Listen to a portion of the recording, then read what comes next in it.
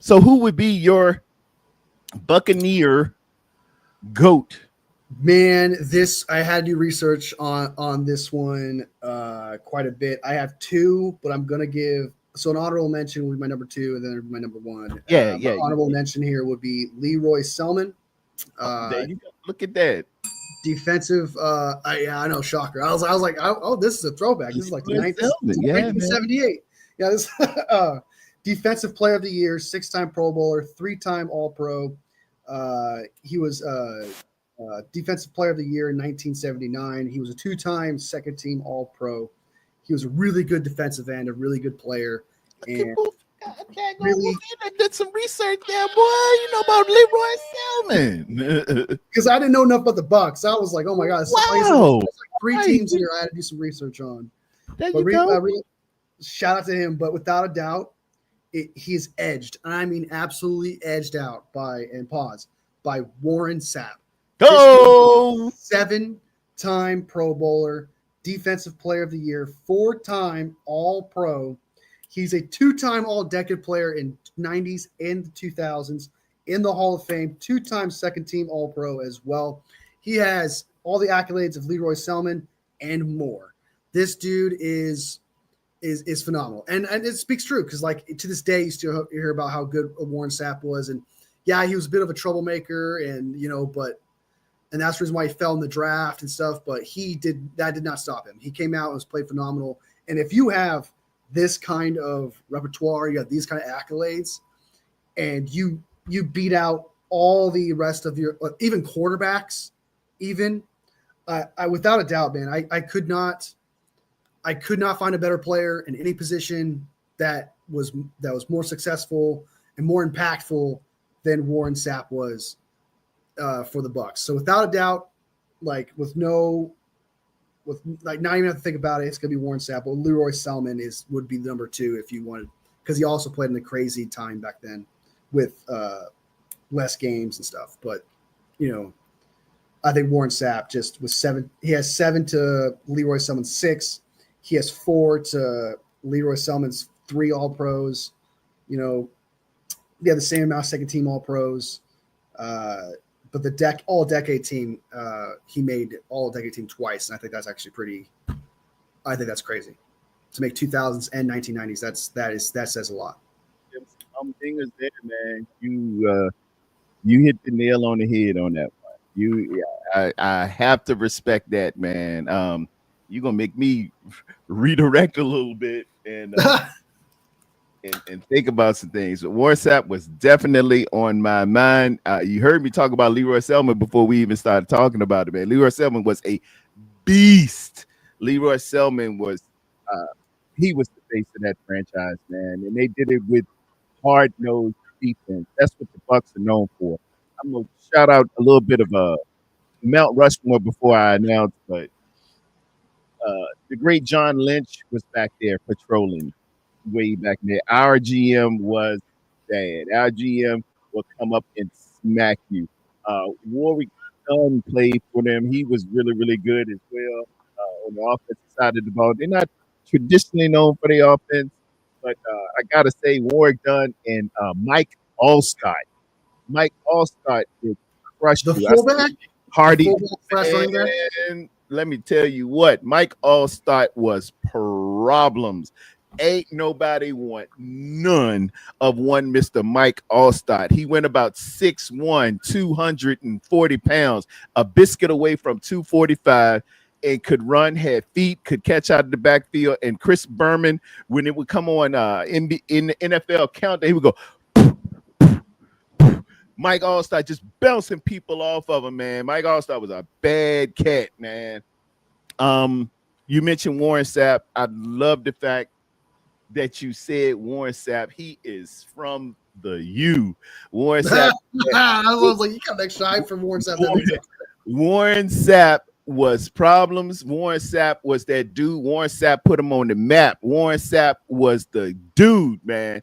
And he's got the Super Bowl ring and the hardware on there. He's got the national championship at the U. He's the one that supplanted Dwayne "The Rock" Johnson. Thought he was going to start at the University of Miami, and Warren said, "Hey, sit down. I got it.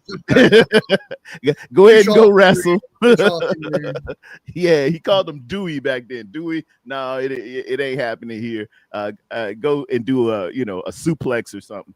Um, but my guy for the GOAT Tampa Bay Buccaneers is Derek Brooks. All right. Derek Brooks. Let me tell you, I think Derek Brooks got 1, 2, 3, 4, 5, 6, 7, 8, 9, 10 Pro Bowls. 1, 2, 3, 4 all pro first team, and 1, 2, 3, 4 all pro second team, defensive player Damn. of the year.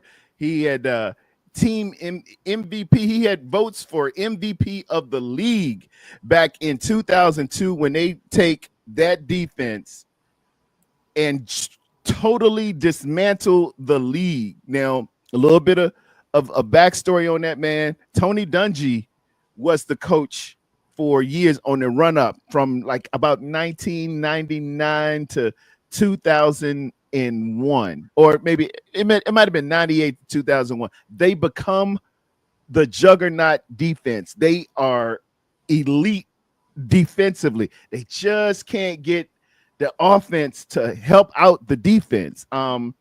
They make the change and bring John Gruden in and send Tony Dungy up to Indianapolis. The rest is history. But it was the stamp of defense that they had, and this was the defensive captain, one Derek Brooks. Derek Brooks was fast out of Florida State University. Good gentleman, man. He represented the team incredibly and impeccably well. Scott, I think he was up for Walter Payton Man of the Year himself, and Warwick Dunn a couple of times, man. Derek Brooks is my dude. He's my GOAT and the face of the Tampa Bay Buccaneers. That's a good answer. That's a good answer. I like it. I dig it. Especially accolades are pretty good. Athletes are definitely they're better than Warren Sapp, technically speaking. So that's pretty good. I actually like that pick. Really Derek Brooks played. Derek Brooks was the linebacker of the early 2000s. Derek Brooks was the prototype. You've heard the defense, the Tampa 2? Oh, yeah, it started it, yeah.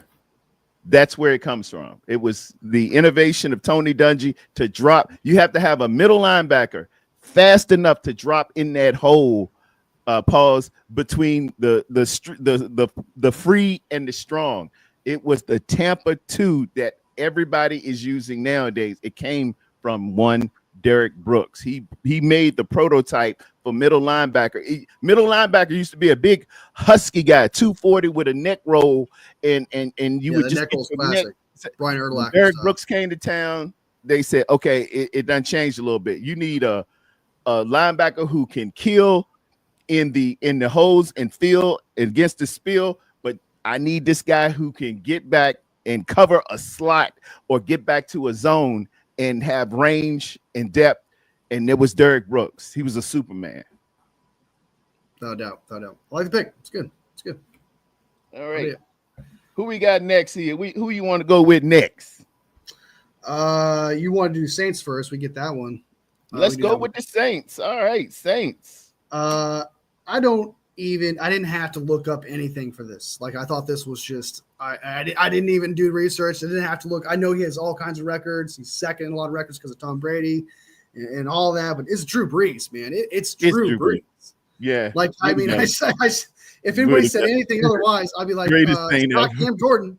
So it's Drew Brees does not have to pay for a drink in the city of New Orleans ever in life. Drew Brees could run for governor. Drew Brees is it. Yeah. He's a guy that if you put him in top 5 quarterbacks, I wouldn't be mad at you. Like, if you put him at number 5, I would not be mad at you. He has the accolades. He's done great things. If you put him at 5 or in your top 5, I would not be mad at you. He's that great of a quarterback. He does so many great things. Ellison says honorable mention Archie Manning. Yeah, definitely honorable mention. Archie Manning, sir. Archie Manning. Reggie Bush. I like Reggie Bush. It's been a couple of the Dome Patrol. Pat Swilling. Those linebackers were great back in the day. Yeah, but man, Yeah, You agree with Drew Brees? it got to be Drew. I got Drew too. Yeah, it's gotta be. It ain't close. He's lapping the field. I got 1, 2, 3, 4, 5, 6, 7, 8, 9, 10, 11, 12, 13 Pro Bowls. 1, 2, 3, 4, 5, 6, 7, 8, 8 All Pros, Damn. 2 second team All Pros, Offensive Player of the Year back in 2007. It goes on and on, man. He did some work in San Diego before he gets to New Orleans. He was a really good quarterback then. He caught an injury reaching for a fumble one time, and Landed it on damaged his shoulder. Bad. Yeah, it overextended his shoulder. This is why Nick Saban doesn't do well in the National Football League. Nick Saban wanted Drew Brees when San Diego gave up on him. Nick Saban was standing on the desk of, I think it was Wayne Huizenga, the owner of the Miami Dolphins, said, "Please give me this guy." But the doctor said, "No, he's injured. We're not going to bring him." And Nick Saban was out of pro football the next year. He said, "F it, I'm going to college," and the rest is history right now. But Nick Saban wanted Drew Brees bad. If he would have got Drew Brees, it's no telling to how many championships Nick Saban would have won. That's really how it went down. And he, I heard you earlier say, "Oh, he didn't do well in pros. He sucked it." It's because he couldn't get his quarterback. He wanted Drew Brees bad as a pig needed slop, but they wouldn't let him sign him. He goes to New Orleans. And another thing on Drew Brees, Hurricane Katrina devastated the city of New Orleans. It was, man, I don't know if y'all remember, man, that this happens around 2006, 2007. It was August 2007. The city is absolutely devastated. And it took Drew Brees coming to that city. He could have went anywhere at any time. He really wanted to go to Miami. He could have went a whole bunch of places. Drew Brees came, adopted that city, put that city on his back. The team comes out, resurrected, and builds New Orleans, which is New Orleans, where we play national championships, where we play Super Bowls, where you go for Mardi Gras, the Essence Festival, and everything. Drew Brees was a catalyst for bringing that city back. And as a black man, it was absolutely devastating, man, for that to go on. Drew Brees could have not touched it and said, "Hey, sorry, y'all city, it's not that." He could have stepped away from that in 2006. He accepts it, comes to New Orleans. Him and his wife get real charitable. They ingratiate themselves to the community, and he wins and he performs, and he brought that city back. Can't say enough about the great Drew Brees. And the best breakdown of all time, well, you got Ray Lewis, the pregame breakdown of him. He ran with some Marines and learned some of what's called Jody drills or Jody cadences. Go back and watch Drew Brees break everybody down before games. He hits this cadence that we sing in the morning when we're running, and it is absolutely awesome, man. Can't say enough about Drew Brees. Phenomenal quarterback, without a doubt. He's that face. He like you said, he goes in there. He has free meals. He's never gonna be homeless in his entire life. I mean, the dude I don't know if he's got a statue outside that stadium, but he needs a statue outside that stadium. He needs a statue. Yeah. He needs a statue in the middle of the city. Yeah. And a beignet named after him is around good food. A roundabout, like he needs a statue in a roundabout where people drive and they see it. That's what they need. Drew Brees Center. Yeah. Who you got, man? Next team, you want to do the Falcons? Yeah. Let's do the Falcons. This one is, I feel like, another easy one, and I think it qualifies. You could look at them at two teams, technically, because I think they spent the same amount of time. I could be wrong. Actually, I think he spent more time on the Falcons. But I look at Dion, and I did my research, and most fans look at Dion as a Falcon. So I'm putting Sanders as a Falcon. It's Deion Sanders. Deion Sanders is the greatest Falcon of all time. And I went back and forth. I was like, he played for multiple teams. I know the Falcons had some Tony Gonzalez, Julio Jones. You had Matt Ryan, even though he wasn't like the greatest quarterback, he was still, one of the best quarterbacks for the Falcons ever. I mean, a name that's brought up for the Falcons without a doubt. I gotta say Deion Sanders. I know Michael Vick, what Ellison said there, Michael Vick, but Deion Sanders is way more prominent, way more of a Hall of Famer. Has done a lot more. And if I think Deion Sanders is a Falcon, then I have to give it to Deion Sanders as a Falcon. And Michael Vick would be my second. That's my first thought when I did my research. Me too. My first thought was Michael Vick, but then I was like, if I think he's this guy for this team, then I have to go with this. And Deion Sanders to me, and again, is one of those things where I didn't have to look up his accolades. I didn't have to do it. The same thing with Drew Brees. No. Didn't have to do anything. I was like, okay, if it's Deion Sanders, then I just got to say it, and that's what it is. So Deion Sanders is my greatest Falcon of all time. And if I was a Falcons fan, I would declare Deion Sanders as a Falcon and be like, that. Hey, man, that's the face of our franchise. That's what I would do. So I'm going to go with Deion Sanders as a Falcon. I'm just thinking about it, man. That's two Florida State guys in one damn You're like, yeah. You guys are just churning out greatness. Too much FSU around here, man. Too much FSU. But you are so right. Before Deion gets to Atlanta, I think they had a quarterback named Steve Bartkowski, and they used to have a pretty decent running back. I'm forgetting his name. They were known for being what's called the Grits Blitz, and Jerry Glanville's, leaving tickets for Elvis, and it's just Atlanta, whatever it is, man. But at the time when Deion hits, this is the late 80s.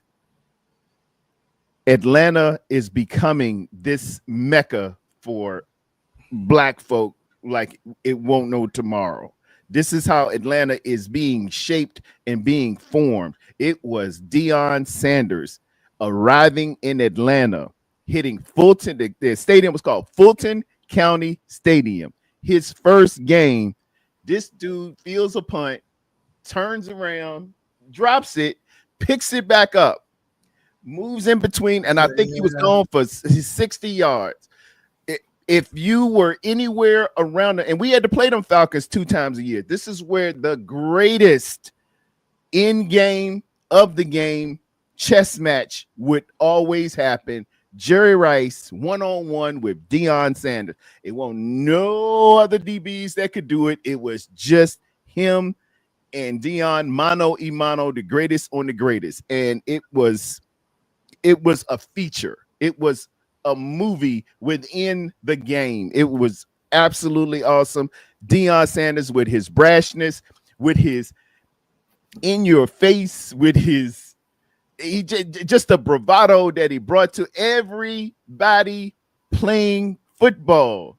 Has a Deion dance that you would do at the end of if you scored, you wanted to be like Deion. If you got outside, if you cornered back somebody, you wanted to be Deion. You wanted to high step like Deion.